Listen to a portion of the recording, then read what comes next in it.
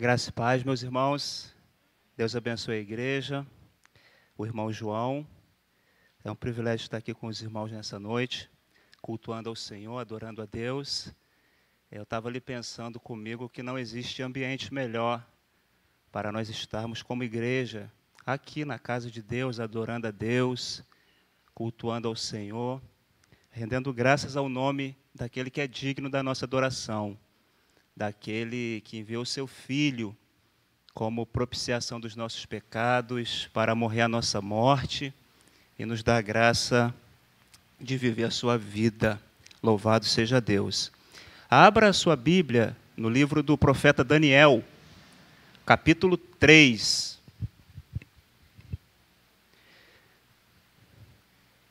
Profeta Daniel, capítulo 3. Vamos ler do 1 ao 30.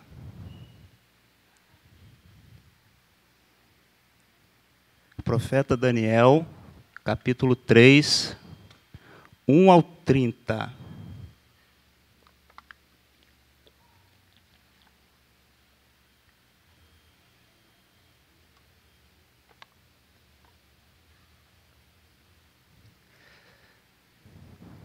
Eu vou ler na Almeida, século 21.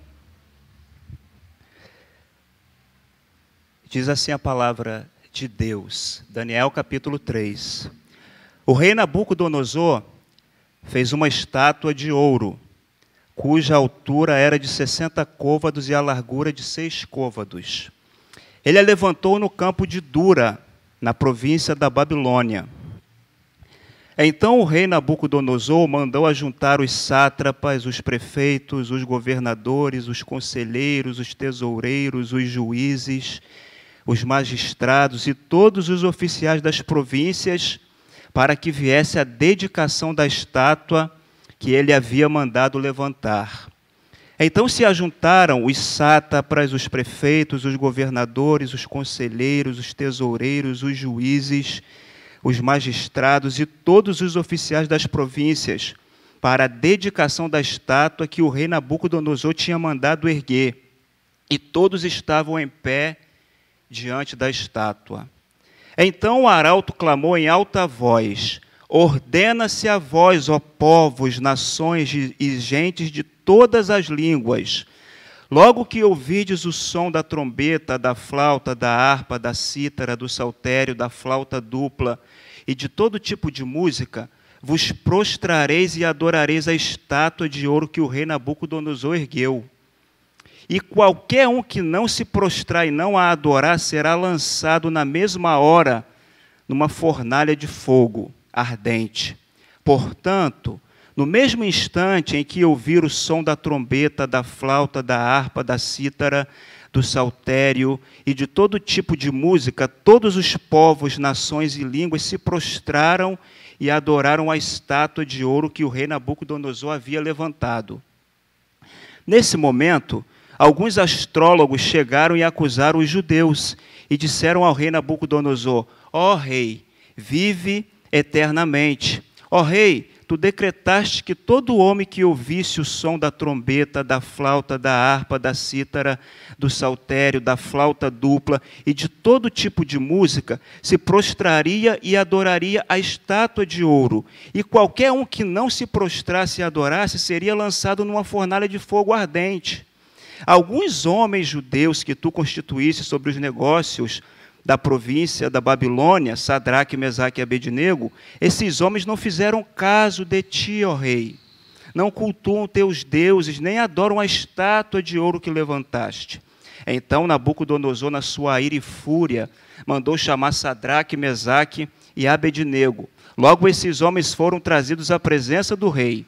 Nabucodonosor lhes dirigiu a palavra e disse: ó Sadraque, Mesaque e Abednego, é verdade que não cultuais a meus deuses, nem adorais a estátua de ouro que levantei? Pois agora, se estáis prontos, quando ouvirdes o som da trombeta, da flauta, da harpa, da cítara, do saltério, da flauta dupla e de todo tipo de música, para vos prostrardes e adorardes a estátua que fiz, será melhor fazê-lo. Mas se não a adorardes, sereis lançados na mesma hora numa fornalha de fogo ardente. E aqui a arrogância do rei agora, né? E quem é esse Deus que vos poderá livrar das minhas mãos? Sadraque, Mesaque e Abednego disseram ao rei: ó Nabucodonosor, não precisamos responder-te sobre isto. O nosso Deus, a quem cultuamos, pode nos livrar da fornalha de fogo ardente, e ele nos livrará da tua mão, ó rei. Mas se não, fica sabendo, ó rei, que não cultuaremos teus deuses, nem adoraremos a estátua de ouro que levantaste. Então Nabucodonosor ficou com tanta raiva que seu rosto mudou por causa de Sadraque, Mesaque e Abednego, e deu ordem para que se aquecesse a fornalha 7 vezes mais do que se acostumava aquecer. E ordenou a alguns guerreiros do seu exército que amarrassem Sadraque, Mesaque e Abednego e os lançassem na fornalha de fogo ardente. Então eles foram amarrados, vestidos de seus mantos, suas túnicas, seus turbantes e demais roupas, e foram lançados na fornalha de fogo ardente. A ordem do rei era tão urgente e a fornalha estava tão quente que a chama do fogo matou os homens que carregaram Sadraque, Mesaque e Abednego. Estes 3, Sadraque, Mesaque e Abednego, caíram amarrados dentro da fornalha de fogo ardente. Então o rei Nabucodonosor ficou impressionado e se levantou depressa, falou e disse aos seus conselheiros: não lançamos dentro do fogo 3 homens amarrados? Responderam ao rei: é verdade, ó rei. Disse ele: porém eu vejo 4 homens soltos que andam passeando dentro do fogo, e eles nada sofrem, e o 4º homem é parecido com o filho dos deuses. Então, aproximando-se da entrada da fornalha de fogo ardente, Nabucodonosor disse: Sadraque, Mesaque e Abednego, servos do Deus Altíssimo, saí e vinde. Logo Sadraque, Mesaque e Abednego saíram do meio do fogo. E os sátrapas, os prefeitos, os governadores e os conselheiros do rei, estando reunidos, viram que o fogo não tivera poder algum sobre o corpo daqueles homens.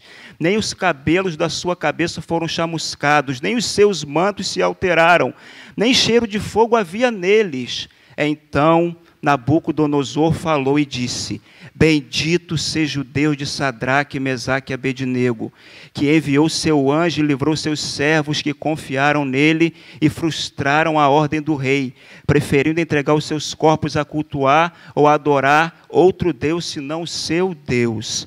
Por isso, eu decreto que todo povo, nação e língua que proferir blasfêmia contra o Deus de Sadraque, Mesaque e Abednego seja despedaçado e as suas casas se tornem um monte de entulho, porque não há outro Deus que possa livrar desta maneira. Então o rei fez Sadraque, Mesaque e Abednego prosperarem na província de Babilônia. Meus amados irmãos, esse texto aqui é um dos mais emblemáticos do Antigo Testamento, que fala da intervenção de Deus em resposta à fidelidade dos seus servos. Nós vemos aqui a mão de Deus agindo em favor daqueles que permanecem fiéis a Deus, a despeito das consequências por causa da fé. Eu não tenho muita habilidade para extrair do texto a grande ideia como o nosso querido pastor, mas saltou aos meus olhos na preparação desse sermão uma frase que sintetiza bem essa porção aqui que eu compartilhei com os irmãos, que diz assim: Deus permite as provações, no caso aqui do texto que nós lemos, a fornalha de fogo, para testar a fidelidade dos seus servos. Muitas das vezes Deus permite prova, permite que nós passemos pelas agruras da vida para testar a nossa fé, para nos provar.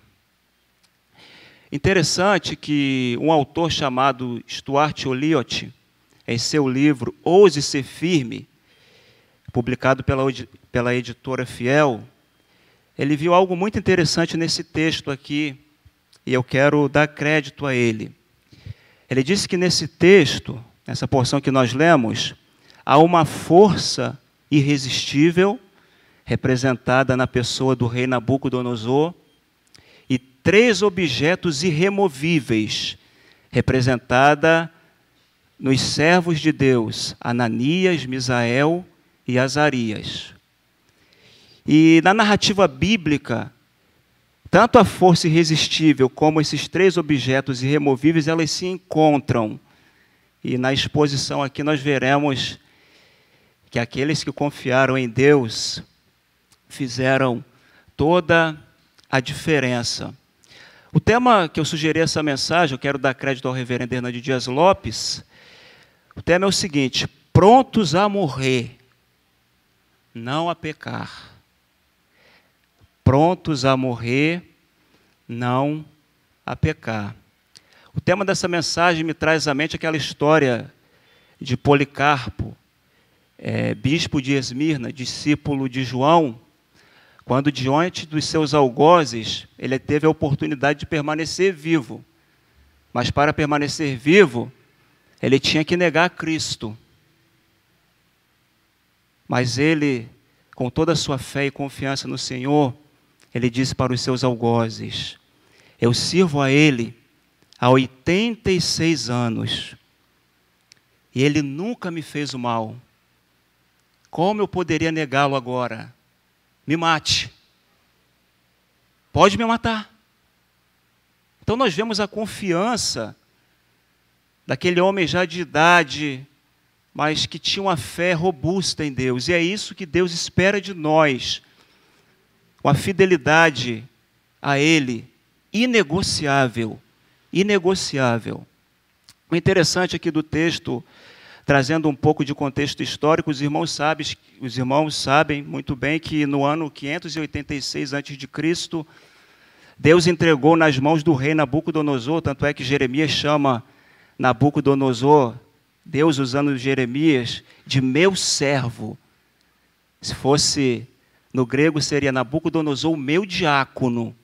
Deus vai usar esse rei truculento, tirano, déspota, para punir a desobediência do seu povo. Irmãos, todo pecado tem a sua etiqueta de preço.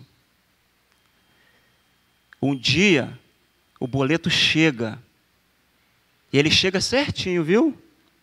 O carteiro terreno pode errar o número da sua casa, pode ficar com medo de subir ou de entrar na comunidade que você mora por causa do grau de periculosidade, mas o carteiro divino não erra o seu número, o seu endereço, o seu CPF.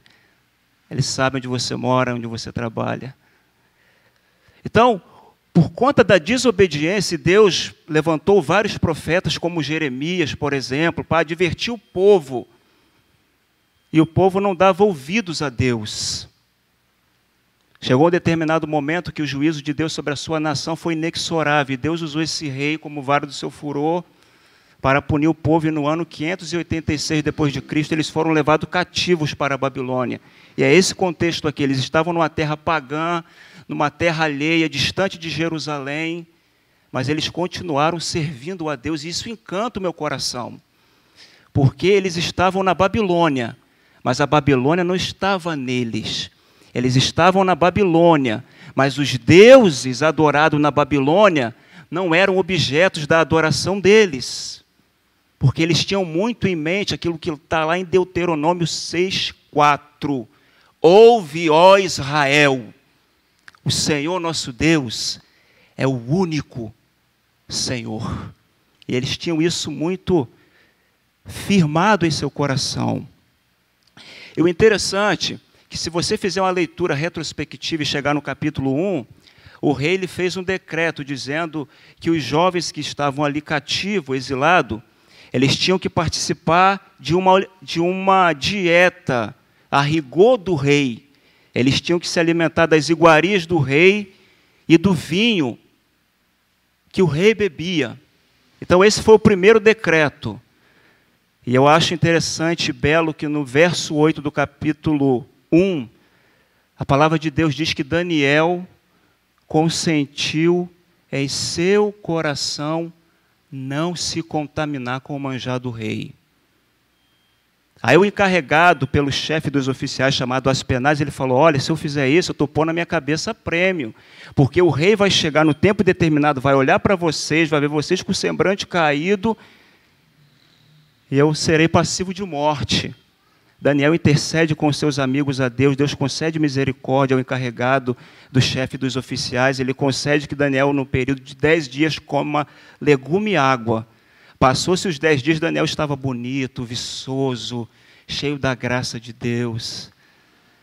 E ali fez toda a diferença. E o rei exaltou eles ali nos negócios da Babilônia.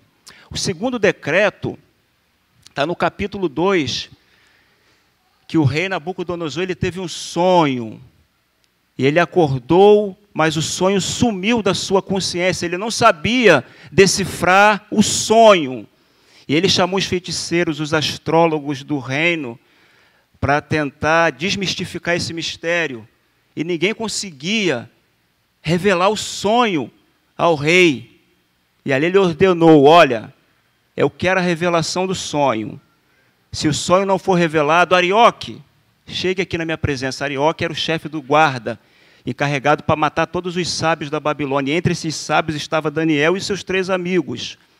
E ali aqueles astrólogos não conseguiram revelar o sonho, porque era impossível, porque o rei não tinha o passo a passo do sonho. E ali, como Daniel e seus amigos estavam correndo perigo, eles oraram a Deus, e Deus concedeu a Daniel, porque ele era dotado em sonhos e revelações, e Deus concedeu sabedoria, e Daniel conseguiu decifrar o sonho do rei, de uma grande estátua, cabeça de ouro, peito e braço de prata, quadril e bronze quadril de bronze e pernas de ferro. Ali seria os reinos que se levantariam. Babilônia sendo o rei Nabucodonosor, Medo-Persa, parte de prata, o Império Grego, parte de bronze, e as pernas de ferro seria o Império Romano que se levantaria. E o interessante é que o texto diz que de uma montanha, uma pedra foi tirada sem o auxílio de mãos, e pegou no pé da estátua, que era misturado com ferro e barro, e ali aquela estátua caiu. Era um reino que se levantaria, o reino de Cristo, o Messias vencedor, que reinaria e governaria para todo sempre. Esse é o segundo decreto. E aqui nós temos o terceiro decreto do rei, que é uma estátua que ele fez. O interessante é que no capítulo 2, no sonho, ele era cabeça de ouro. Só que ele não se contentou em ser a cabeça de ouro. Ele queria ser adorado como Deus. Ele não se contentava em ser rei de reis, como vai dizer no capítulo 2. Ele queria ser adorado como Deus. E aqui no versículo 1 do capítulo 3, o rei Nabucodonosor fez uma estátua de ouro, cuja altura era de 60 côvados e a largura de 6 côvados. Interessante que o tamanho dessa estátua tinha aproximadamente 30 metros de altura. 30 metros de altura, aproximadamente, tinha essa estátua que ele levantou no campo de Dura. 30 metros de altura e 2,70 metros de largura. Era uma estátua grande. E ele levanta essa estátua no campo de Dura, na província de Babilônia. A palavra aramaica aqui traduzida por campo se refere a uma área plana entre montanhas.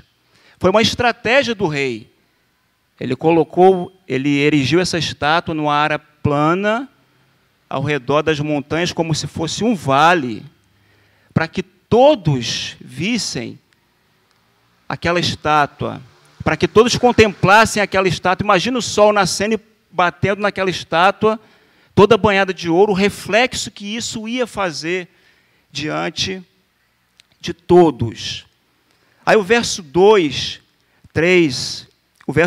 e 3 diz que o rei mandou ajuntar toda a elite da província da Babilônia, os prefeitos, os magistrados, os governadores, enfim, toda aquela cúpula do alto escalão da sua província. E uma curiosidade interessante é que Daniel ele não aparece no capítulo 3.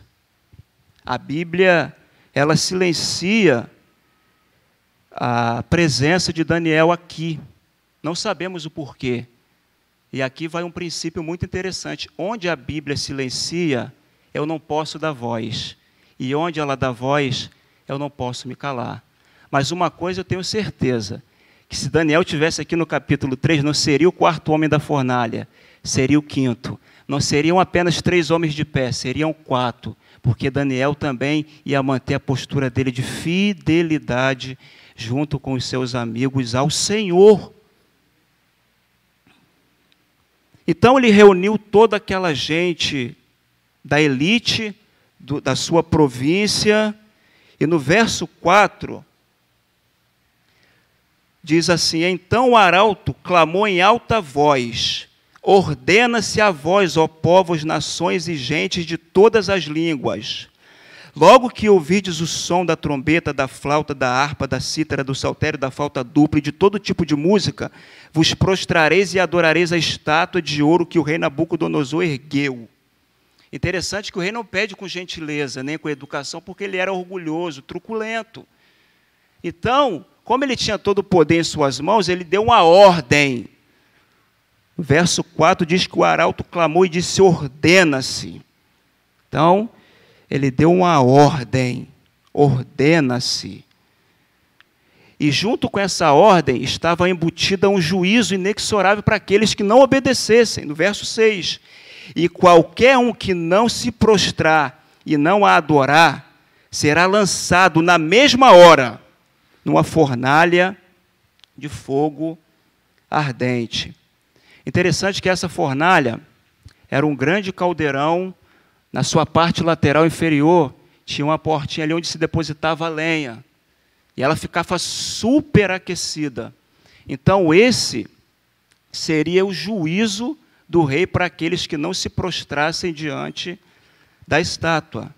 E no verso 7, ele diz assim: portanto, ou seja, portanto, por conta desse decreto, por conta dessa ordem, por conta do juízo para aqueles que não obedecerem à ordem, no mesmo instante em que ouvir o som da trombeta, da harpa, da cítara, do saltério, de todo tipo de música, ou seja, havia uma orquestra que daria o sinal para eles se prostrarem, o texto diz o seguinte: todos os povos, nações e línguas se prostraram e adoraram a estátua de ouro que o rei Nabucodonosor havia levantado. Então, no momento que tocou toda aquela orquestra, o povo sabia que tinha uma ordem, sabia que tinha um juízo punitivo para quem não obedecesse. Todo mundo se ajoelhou com o rosto em terra diante daquela estátua. O que eu acho interessante, Santo Agostinho disse que nós temos que ler a palavra de Deus imaginando o cenário. Fica imaginando o cenário, aquele mar de gente. Não tinha o contexto de pandemia, né? Então podia todo mundo ficar juntinho, sem máscara, contato pessoal. Imagina quando a orquestra tocou, aquela estátua sobressaindo a todo mundo. Imagina aquele mar de gente se ajoelhando. Agora, eu não sei a posição geográfica em que os 3 servos de Deus estavam, mas imagina todo mundo se ajoelhando e aquelas 3 pessoas em pé. É igual na igreja, né? A gente fica de pé, todo mundo fica de pé, e tem um irmão orando, aí todo mundo senta, quando o irmão abre o olho, ele percebe que só ele que está em pé, né? Todo mundo consegue observar. Imagina esse cenário. Quando eles olharam, tinha 3 servos de Deus que não obedeceram ao decreto do rei. Aí o verso 8 continua a narrativa, dizendo o seguinte: nesse momento, alguns astrólogos chegaram e acusaram os judeus e disseram ao rei Nabucodonosor: ó rei, vive eternamente.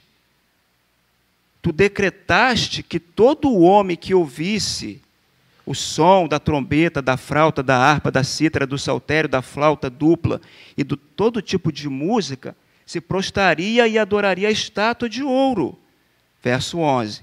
E qualquer um que não se prostrasse e adorasse seria lançado numa fornalha de fogo ardente.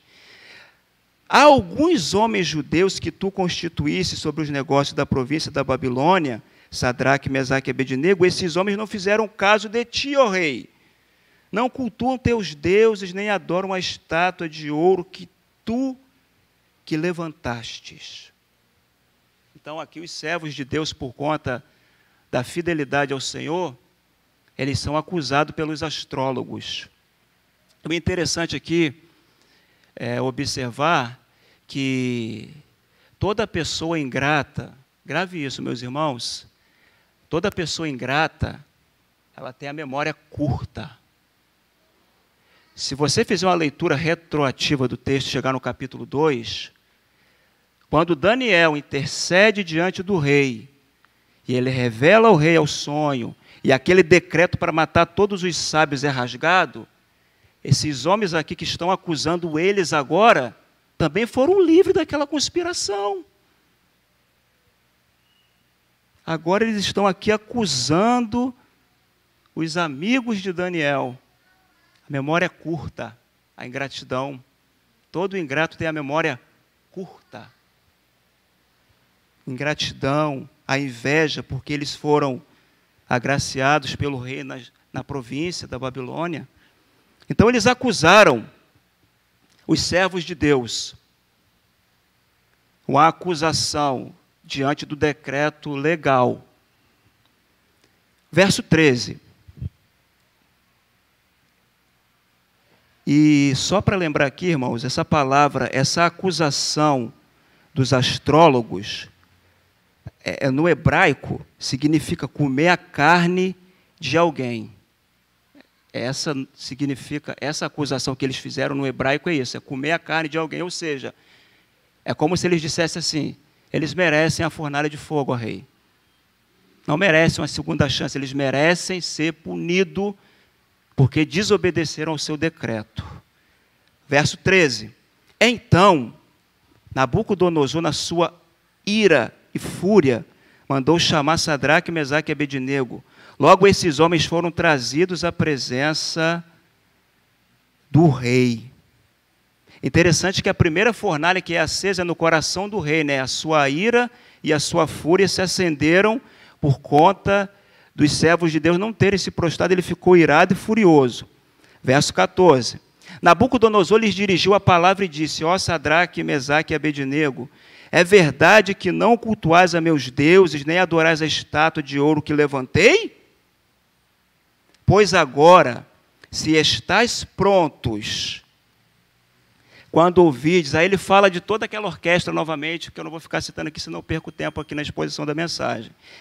Só que no finalzinho aí na parte final do verso 15, se você está com a sua Bíblia aberta aí, aqui o rei chega no apogeu da sua arrogância, da sua prepotência, do seu orgulho.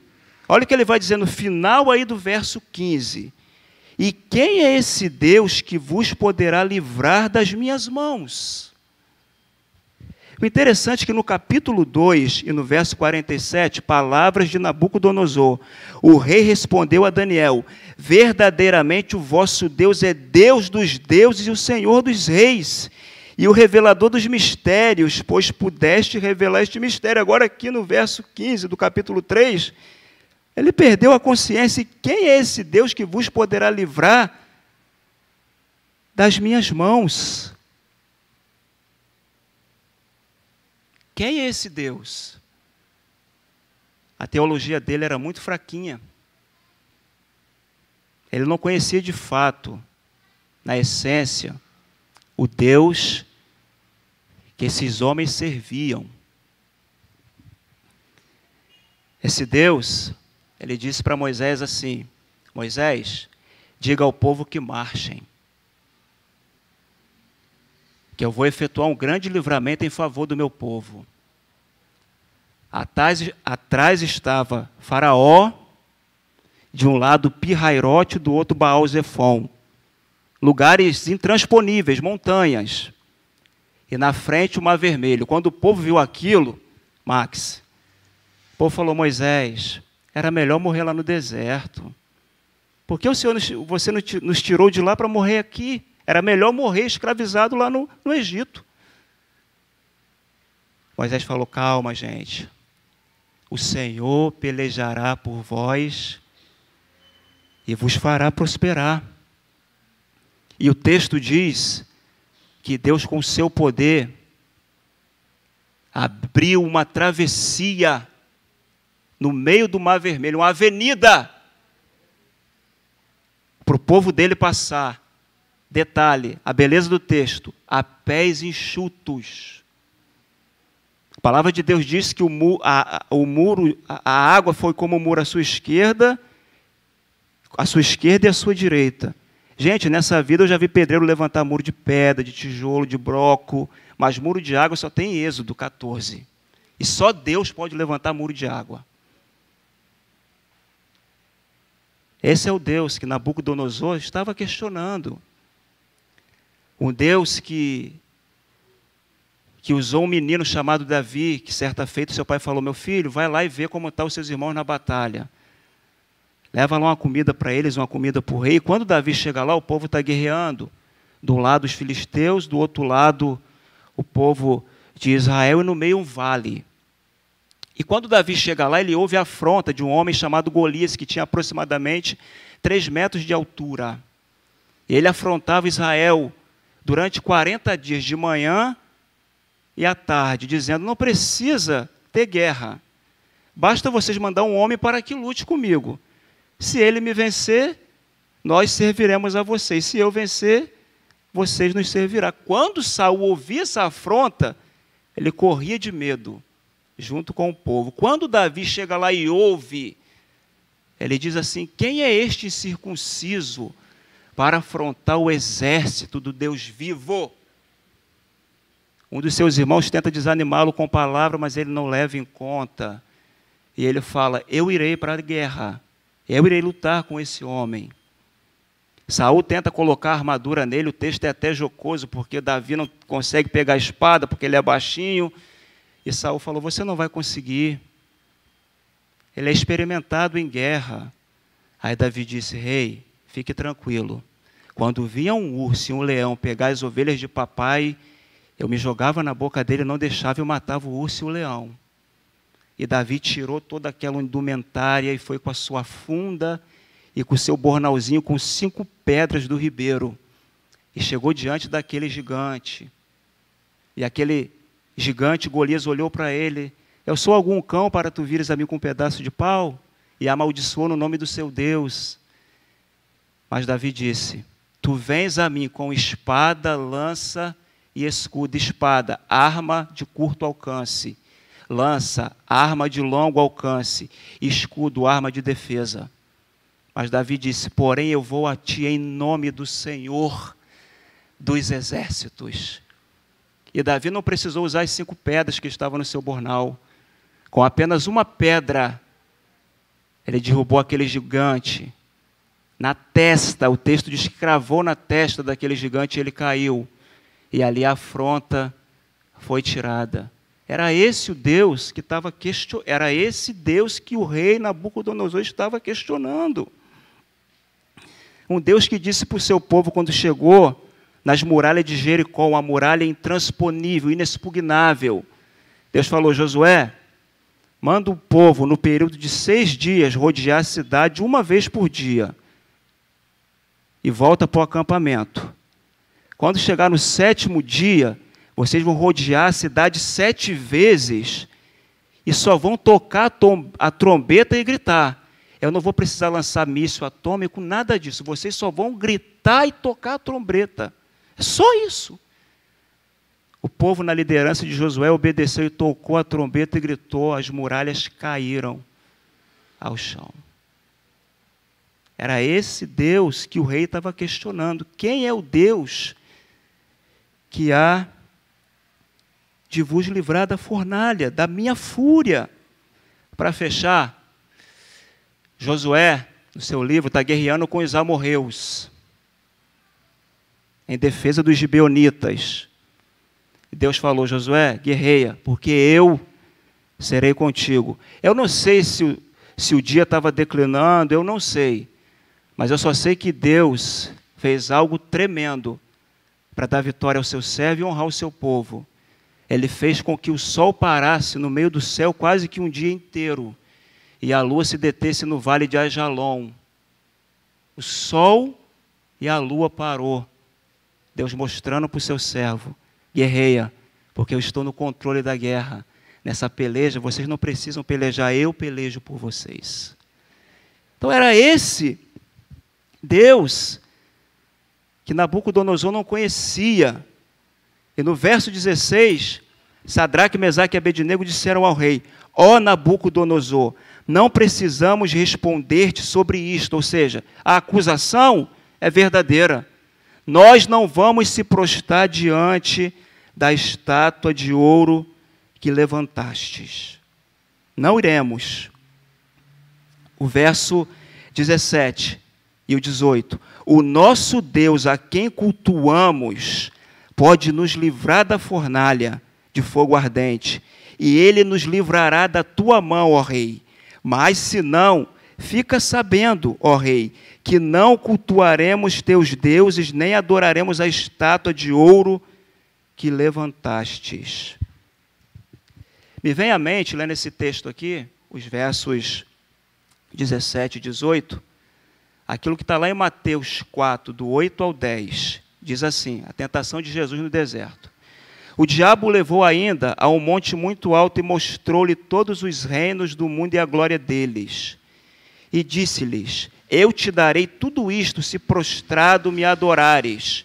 Então Jesus lhe ordenou: vai-te, Satanás, pois está escrito: ao Senhor teu Deus adorarás, e só a Ele prestarás culto. Aleluia! Louvado seja Deus! Foi o que esses jovens, esses servos de Deus fizeram. Usando aqui uma expressão paulina, eles estavam arraigados e alicerçados na fé em Deus. Paulo usa duas metáforas, da botânica e da construção civil. Para tirar eles da presença de Deus, tinha que matar, porque eles não iam negar a fé que eles nutriam no Senhor. O Hernandes Dias Lopes, comentando esse texto, ele vai dizer o seguinte: a fidelidade incondicional não é uma barganha com Deus. Muitas vezes, nossa fidelidade a Deus nos levará à fornalha, à cova dos leões, à prisão, a sermos rejeitados pelo grupo, a sermos despedidos de uma empresa, a sermos rejeitados na escola. Nosso compromisso não é com o sucesso, mas com a fidelidade a Deus. É o que Deus requer de nós, é fidelidade. Isso me traz à mente também aquele texto lá de 1 Coríntios, capítulo 4, verso 1 e 2, o apóstolo Paulo vai dizer o seguinte: assim, os homens devem nos considerar servos de Cristo, encarregados dos mistérios de Deus. Além disso, o que se requer de pessoas assim encarregadas é que sejam encontradas fiéis. Aqui uma nota explicativa diz o seguinte: Deus não chamou ninguém para ser bem-sucedido na vida ministerial, mas para ser fiel, ainda que isso traga perseguição e morte a mim e a você. Um pastor presbiteriano chamado Felipe Fontes, nessa mesma temática, nessa mesma linha de pensamento, ele diz o seguinte: o caminho da fidelidade a Deus não é garantia de uma vida cristã mais confortável, segura e tranquila. 2 Timóteo 3,12, na verdade, todos os que querem viver uma vida piedosa em Cristo Jesus serão aplaudidos pelo mundo. É isso que diz o texto? Serão o quê, gente? Sofrerão perseguição. Agora aqui essa é forte. O reverendo Ronaldo Lindório, nessa mesma linha de pensamento desse texto aqui que eu estou lendo: fazer a vontade de Deus não nos isenta do sofrimento. Thomas Watson disse que o sofrimento é o uniforme do cristão. Vê se o seu irmão está uniformizado aí. Muitas das vezes, fazer a vontade de Deus atrai sofrimento que nós nem teríamos se não fizéssemos a sua vontade. Então, amados, fazer a vontade de Deus não vai trazer o aplauso do mundo. Porque Spurgeon disse que nós somos o sal da terra. Você não é um docinho de coco que o mundo vai adorar. Você é sal, o mundo quer cuspir você, a mim. Mas vale a pena ser fiel. Vale a pena manter a nossa fidelidade ao Senhor, fazer aquilo que é certo. Spurgeon disse, nosso dever é fazer aquilo que é certo.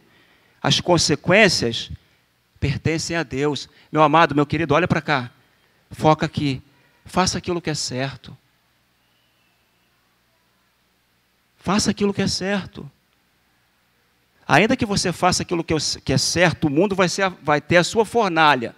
Vão te chamar de quadrado, vão te rejeitar no grupo. Mas faça aquilo que é certo. As consequências pertencem a Deus. Se você fazer aquilo que é certo, as consequências Deus vai cuidar. Cuida da sua piedade e Deus vai cuidar da sua reputação.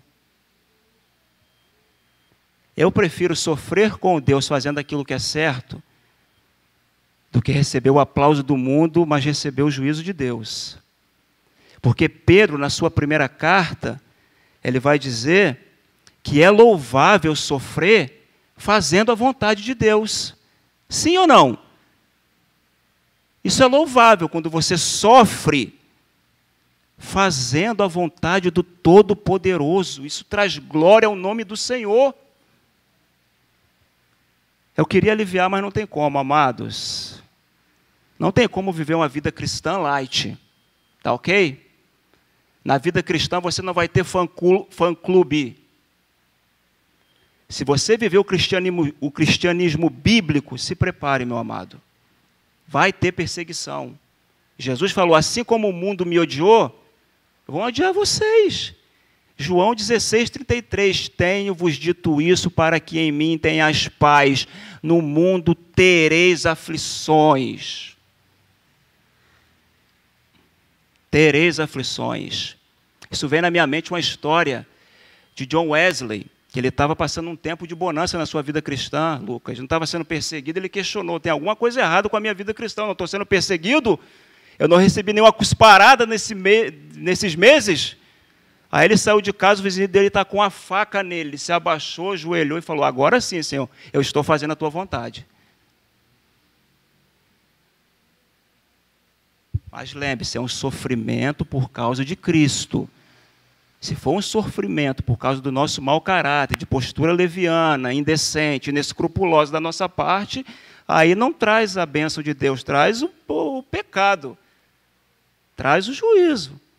Mas se você sofrer fazendo a vontade de Deus, tem bênção para você, amados.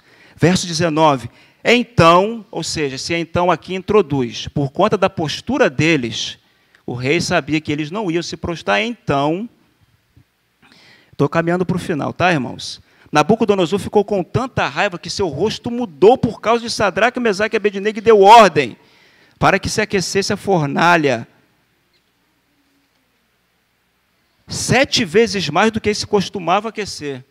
O rei falou, vou dar uma morte diferente para esses camaradas, vai se aquecer 7 vezes mais. Mandou colocar mais lenha. E ordenou a alguns guerreiros do seu exército que amarrassem Sadraque, Mesaque e Abednego e os lançassem na fornalha de fogo. Então eles foram amarrados, vestidos de seus mantos, suas túnicas, seus turbantes e demais roupas, e foram lançados na fornalha de fogo ardente. A ordem do rei era tão urgente, a fornalha estava tão quente, que a chama do fogo matou os homens que carregaram Sadraque, Mesaque e Abednego.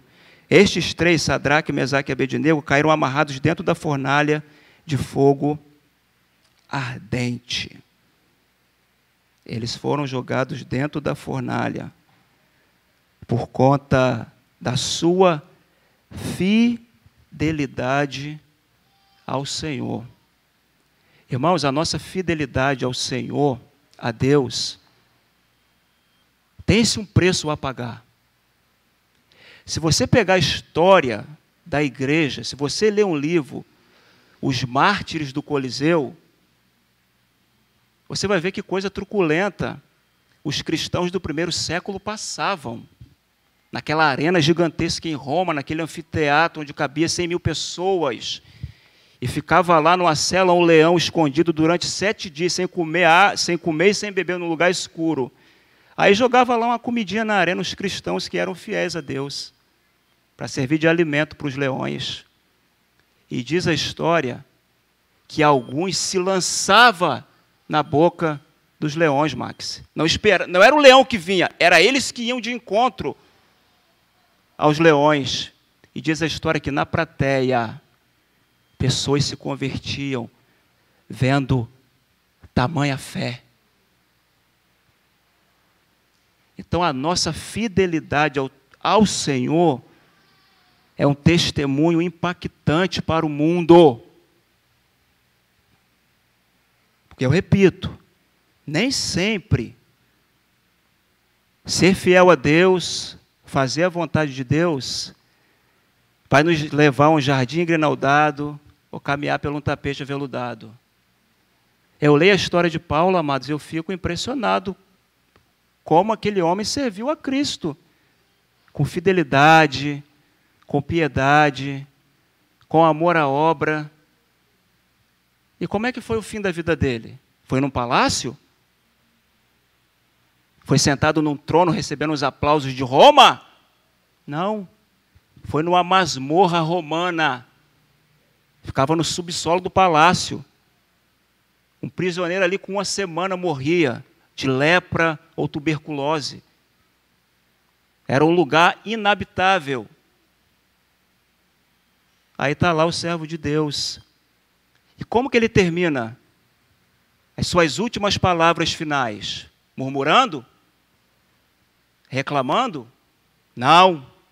Ele termina dizendo, se fosse botar na lápide dele, combati o bom combate, acabei a carreira e guardei a fé. É isso que Deus espera de nós. Eu acho interessante aquele texto lá de Reis, onde o profeta Eliseu fica hospedado na casa de uma mulher sunamita. E ali ela chama o marido dela, esse homem que passa aqui sempre, parafraseando, e toma um cafezinho aqui com a gente, ele é um santo homem de Deus. Vamos fazer aqui um quartinho para ele, deixar ele aqui pertinho da gente.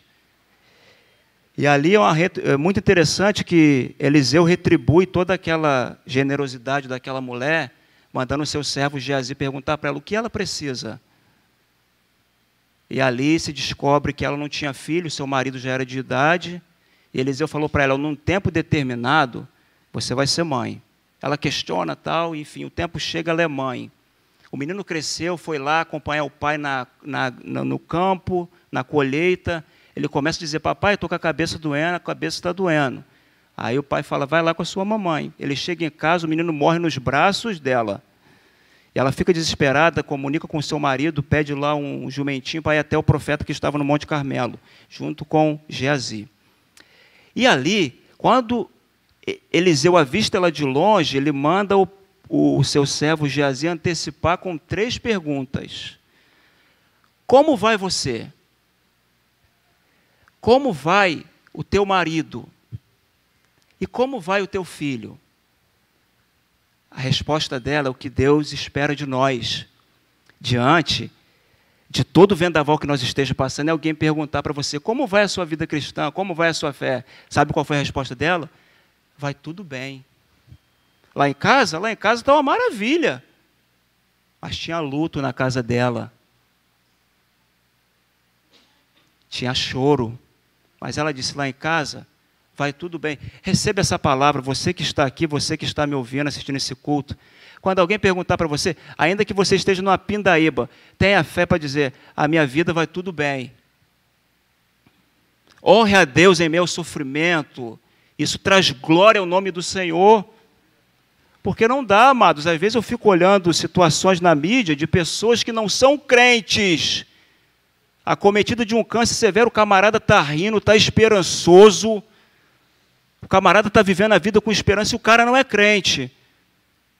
Às vezes a gente passa por uma situaçãozinha, a gente já quer murmurar, dizer que Deus não está olhando para a gente. Aí o ímpio olha, eles que é para ter fé, a gente espera deles. E aí? Eu sei que não é fácil passar pelo vale, Não é fácil, não. Mas o Senhor nos adverte nessa noite que essa deve ser a nossa postura. E o verso 24 diz que o rei Nabucodonosor ficou impressionado e se levantou depressa, falou e disse aos seus conselheiros: não lançamos dentro do fogo 3 homens amarrados? Responderam ao rei: é verdade, ó rei. Disse ele, porém: eu vejo 4 homens soltos que andam passeando dentro do fogo, e eles nada sofrem, e o 4º homem é parecido com o filho dos deuses. O Stuart Olyott, comentando esse verso, ele vai dizer o seguinte, sem dúvida, Nabucodonosor descreveu a 4ª pessoa nos termos permitidos por sua própria capacidade religiosa. Ele chamou de um filho dos deuses. Não há dúvida, porém, de que a 4ª pessoa, aleluia, era o Filho de Deus. Ou seja, o que aconteceu aqui, eu concordo com os teólogos, foi uma cristofania, ou seja, aparições de Cristo pré-encarnada no Antigo Testamento. Os irmãos se lembram lá daquele texto de Isaías 9,6, um menino nos nasceu, um filho se nos deu, o governo está sobre os seus ombros, e o seu nome será o quê? Maravilhoso. Apontava para Cristo. Lembra lá de Manoá, quando o anjo apareceu e anunciou o nascimento de Sansão, e o anjo estava indo embora, e Manoá falou: qual é o teu nome? E o anjo virou para ele e disse: por que perguntas o meu nome, visto que sou maravilhoso? Ali era o próprio Cristo, numa forma pré-encarnada, trazendo a mensagem para Manoá. E não tenho dúvidas também do que aqui foi o próprio Cristo que desceu para passear na fornalha com os seus servos. Verso 26, então, aproximando-se da entrada da fornalha de fogo ardente, Nabucodonosor disse: Sadraque, Mesaque e Abednego. Agora ele muda. Ele tinha dito: quem é que vos livrará? Agora ele diz: servos do Deus Altíssimo, saí e vinde. Logo Sadraque, Mesaque e Abednego saíram do meio do fogo. E aqueles homens que se reuniram ali para ver a estátua levantada, para adorar a estátua, tiveram que se render ao Deus desses homens, porque eles viram que o fogo não tivera poder sobre eles, se cumprindo aquilo que está em Isaías 43, 2. Os 3 quando de Isaías: quando passares pelas águas, eu serei contigo. Quando passares pelos rios, eles não te submergirão. Quando passares pelo fogo, não te queimarás, nem a chama arderá em ti. William Cowper disse o seguinte na sua poesia: quando pelo fogo teu caminho passar, minha graça que basta te sustentará. A chama que arde não te ferirá, pois meu intento é tua escória queimar e mais puro teu ouro tornar. Interessante que nenhum fio de cabelo desses homens queimaram, nem a sua roupa. Somente as amarras que prendiam eles, João, foram queimadas para eles ficarem livres dentro da fornalha, passeando com Cristo. 28. Então Nabucodonosor falou e disse: bendito seja o Deus de Sadraque, Mesaque e Abednego, que enviou seu anjo e livrou seus servos, que confiaram nele e frustraram a ordem do rei, preferindo entregar os seus corpos a cultuar ou a adorar outro Deus, senão o seu Deus. Aí ele muda o decreto. O decreto era para adorar a estátua. No verso 29 ele diz o seguinte: por isso eu decreto que todo povo, nação e língua que proferir blasfêmia contra o Deus de Sadraque, Mesaque e Abednego seja despedaçado e suas casas se tornem um monte de entulho, porque não há outro Deus que possa livrar desta maneira. Aí ele teve que reconhecer que não há outro Deus, que não são os deuses babilônicos, que não são os deuses pagãos. Só há um Deus que pode livrar os seus servos, é o Deus Todo-Poderoso. Verso 30. Então o rei fez Sadraque, Mesaque e Abednego prosperarem na província da Babilônia. Ou seja, depois da provação, veio a bonança. Depois da provação, veio a recompensa. Só tem fornalha de fogo nesse texto aqui, Porque eles se mantiveram fiéis a Deus. Porque se eles negassem, não teria fornalha de fogo, não teria o quarto homem. Então receba essa palavra. Mantenha a sua fidelidade em dia com Deus. Ainda que você passe por todos os processos por causa da sua fidelidade, mas Deus já está com você e vai honrar você. Só há duas escolhas, amados. Eu encerro aqui com a ilustração. Ou ficamos fora da fornalha com Nabucodonosor, ou entramos dentro dela com Cristo. Não tem meio termo. Ou somos cristãos, ou Cristo vive em nós, ou o mundo, a carne e o diabo vai ser o nosso maior deleite. Não há meio termo. Não há meio termo. Eu quero terminar com a ilustração. Num desses países antes cristãos, uma família pastoral foi capturada. Abriu-se uma cova no chão, um buraco bem fundo, e toda essa família foi jogada dentro dessa cova. E os algozes começaram a jogar barro em cima daquela família pastoral. E um dos filhos do pastor, ele disse assim: papai, olha para a gente. E por um momento aquele homem, João, ele pensou em voltar atrás, em ver um filho pedindo clemência a ele. Mas aí, Max, diz a história que a sua esposa levanta como uma heroína e disse assim: filho, fique em silêncio, fique tranquilo, porque hoje à noite nós cearemos com o nosso rei. Eles podem nos jogar barro na cabeça, mas recebemos no céu uma coroa de glória. Oh, meu Deus. Abaixe sua cabeça, estenda as suas mãos. Eu quero fazer uma oração bem concisa, para a gente terminar.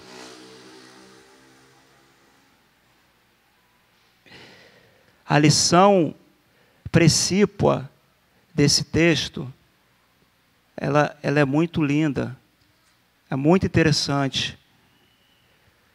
A maior lição do capítulo 3 do livro de Daniel não é o livramento da fornalha, embora isso seja louvável, é para glorificar a Deus de pé. Isso foi consequência. A maior lição do texto é a fidelidade dos servos de Deus. Esse é o nosso testemunho que precisa ser evidenciado ao mundo. A nossa fidelidade ao Senhor. Meu Deus, nos ajuda a viver uma vida de fidelidade ao Senhor. Ajuda os meus irmãos, as minhas irmãs aqui, ó Pai. Ajuda os meus irmãos, as minhas irmãs que estão assistindo essa mensagem pelo canal da nossa igreja. Ó Deus, o que o Senhor requer de nós, ó Pai, é fidelidade, é confiança no Senhor. Ainda que isso, ó Pai, custe a nossa vida, mas é melhor, Senhor, morrer fazendo a Tua vontade, do que negar o Senhor. Nos ajuda, ó Pai, nos ajuda. A Tua palavra nessa noite, ó Deus, feriu o nosso coração, ó Pai. O Senhor nessa noite não amassageou o nosso ego, pelo contrário, o Senhor confrontou o nosso coração, porque tem gente aqui nessa noite que precisava ouvir essa palavra. Tem irmãos aqui, irmãs que pode, durante essa semana que virá, ó Pai, receber uma proposta, ainda que seja atraente, ó Pai, mas essa proposta pode comprometer a comunhão deles com o Senhor, ó Pai. Essa proposta pode macular o caráter cristão deles, ó Pai. Que nessa hora, Senhor, se houver essa proposta, que eles se lembrem dessa palavra. Fidelidade ao Senhor é o que o Senhor requer de nós. É em o nome de Jesus Cristo, Filho de Deus, nós oramos a Ti, ó Pai, na confiança daquilo que Jesus falou em Mateus 28:20. Eis que estou convosco, não só segunda, terça, quarta, quinta e sexta, sábado e domingo, não só durante os meses do ano, não, eis que eu estou convosco todos os dias, ainda que você seja lançado dentro da fornalha, até a consumação dos séculos. E quando os séculos se consumarem, irmãos, nós estaremos com Ele. No nome de Cristo, amém. Louvado seja o nome do Senhor. Deus abençoe, irmãos.